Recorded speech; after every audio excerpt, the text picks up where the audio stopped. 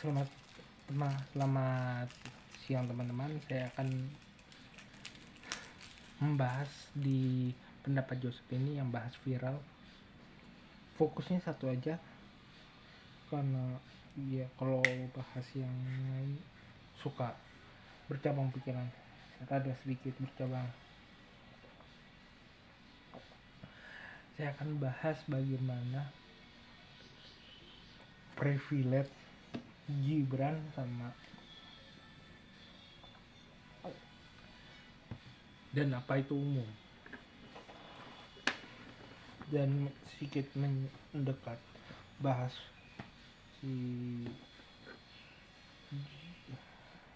juga tentang dinasti. Kalau dinasti di Indonesia seringkali memakai kata wangsa. Kalau di zaman kerajaan dulu jadi beda sama wangsa ke Arab tuh lupa. Tapi kalau di ini di kayak Wangsa Shalendra, Wangsa Ramajangsa itu memang sering pakai wangsa. Tetapi kalau dalam kekuatan politik terbaru setelah demokrasi menjadi sebuah, awalnya menjadi, kalau di orang bahasnya para pemikir itu demokrasi republik itu kayak mimpi basahnya kita, bahkan negara dunia ketiga. Jadi mimpi bangsa berusaha diwujudkan hingga jadi suatu negara. Secara tidak langsung, orang yang berperan dan tercatat dalam pikiran kita, dalam bagaimana kita mencari sumber dari sejarah dengan baik dari neoristik, kritik sumbernya, sumber primer apa sekundernya. Kalau dalam sejarah ya, penulisan sejarah tidak lepas dari keluarganya. Misalnya yang paling terlihat tuh misalnya Hatta, Soekarno. Keluarga Hatta pun mempunyai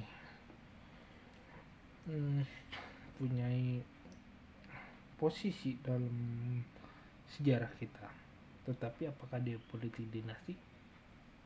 Bisa ya dan bisa tidak. Posisi bagaimana Mutia Hatta masuk PKP terus jadi ketua umumnya itu juga diminta. Kalau kalian bisa nonton di VIP-nya sama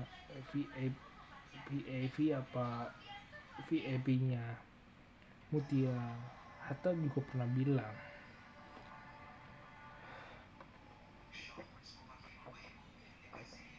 privilege-nya anak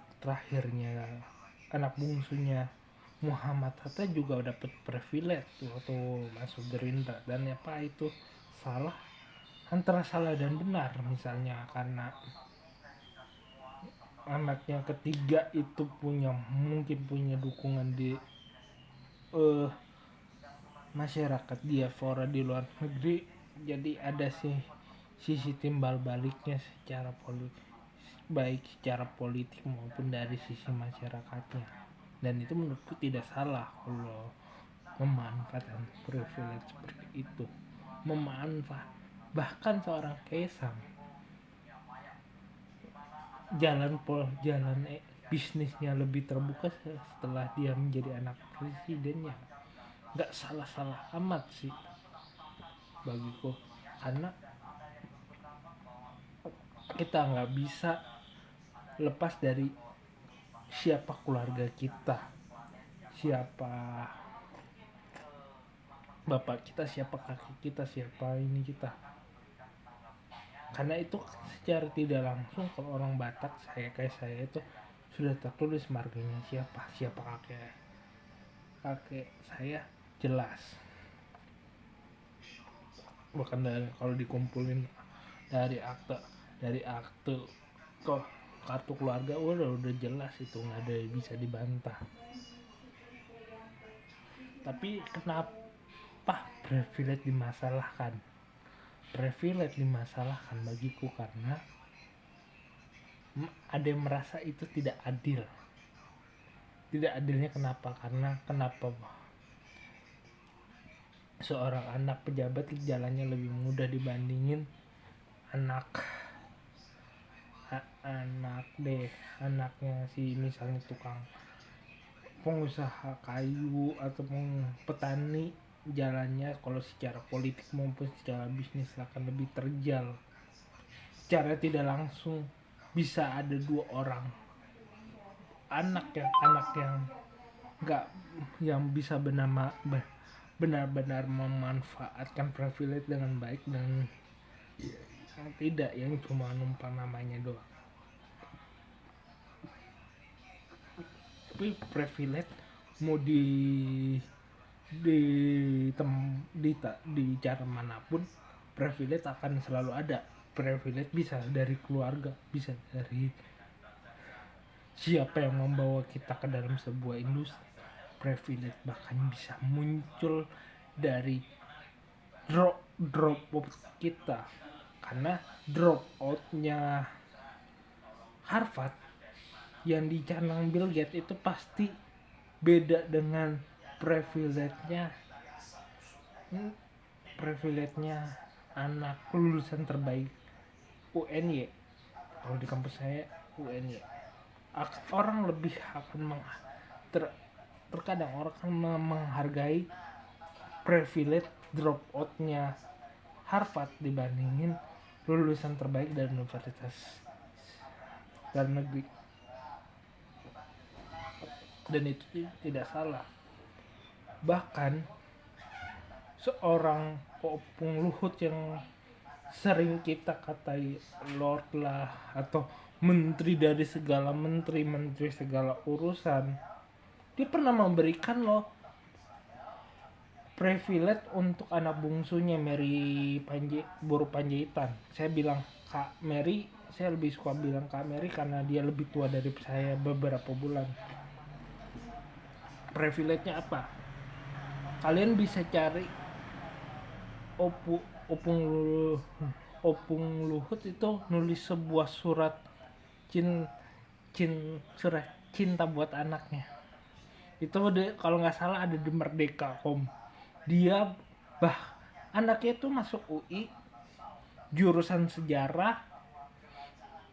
Nah, Opung Luhut itu nulis surat bahwa dia dengan ya mungkin banyak sumber keuangan, dia mampu untuk memindahkan anaknya baik kuliah bisnis dimanapun, mungkin mau di Singapura, mau di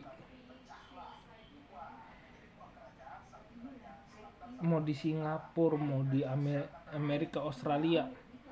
Privilege keadaan ekonomi orang tua itu luar biasa, tetapi anaknya nggak mau, anaknya tetap sekolah di UI.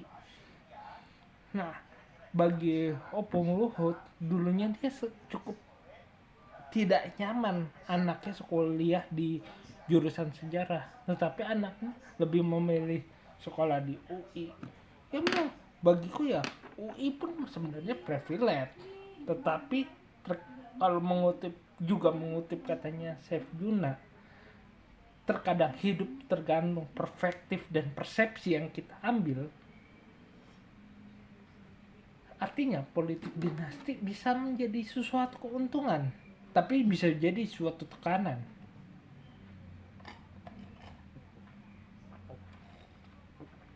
Jadi bagiku kalau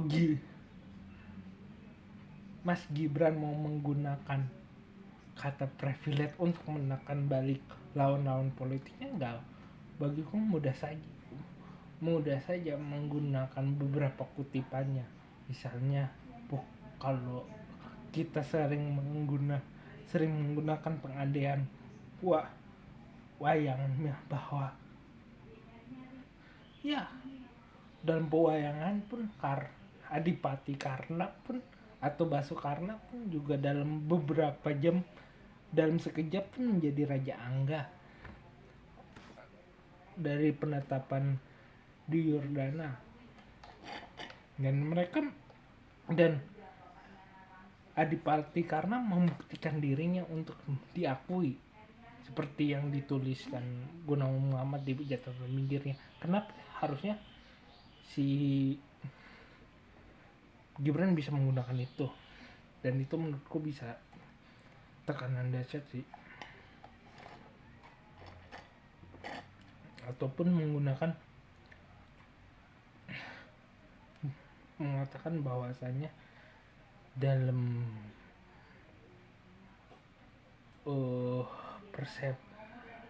dalam dunia nyata privilege itu kadang-kadang menyebalkan, tapi di dalam fiksi kadang-kadang privilege itu sebuah tekanan untuk pembuktian menjadi orang yang baik.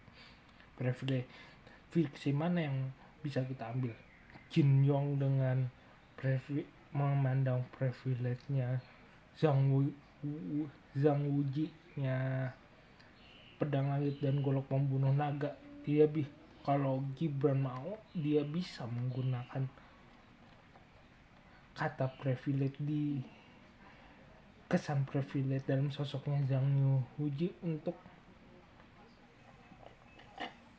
menekankan bahwa saya di sini ya untuk menjadi orang yang bisa diterima, orang yang bisa melakukan kebijakan terbaik walaupun itu buruk bagi saya.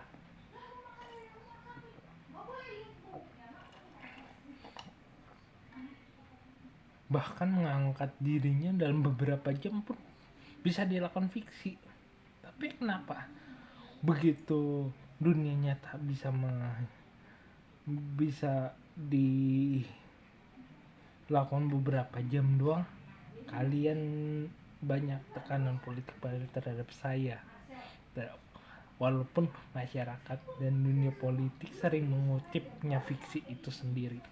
Mungkin cara terbaik buat Gibran mengkah saat dia ditekan secara privilege dan dinasti, mungkin yang paling cerdas ya menggunakan keseringan orang mengutip fiksi dan menantang orang, kenapa kalian menggunakan sedikit fiksi untuk membantu kalian di dunia nyata, tapi terkadang di dunia nyata kalian tidak bisa menerimanya. Maksudnya saat di fiksi itu, yang dikisahkan di fiksi itu terjadi di dunia nyata, kenapa tidak bisa sedikit diamini? Cukup sekian dari saya. Kalau banyak yang ingin bertanya, silakan tulis di komentar. Banyak kritik tulis di komentar, banyak saran tulis di komentar. Klik pendapat Joseph, subscribe pendapat Joseph, atau ya jika mau berinvestasi silakan scan link Saweria di deskripsi di pojok kiri bawah atau linknya di deskripsi. Terima kasih.